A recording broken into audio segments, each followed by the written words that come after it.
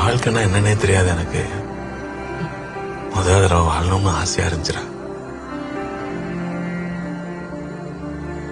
கண்ணே தெரியாம பிறக்கிறவன அப்படியே விட்டுறணும்.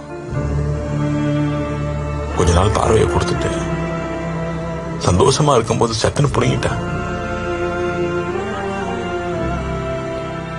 ஒரு நாள் வெள்ளிக்கிழமை விஜயகாந்த் படம்.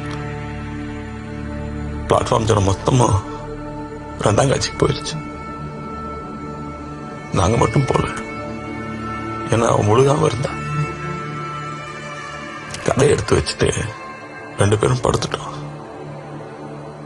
திடீர்னு ஐயோ மாமான்னு ஒரு சத்தம்.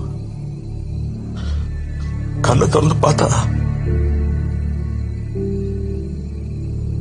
புள்ள காய்ச்சின்னு கூட பார்க்காம அவளை தூக்கிட்டு போயிட்டு இருந்தாரு.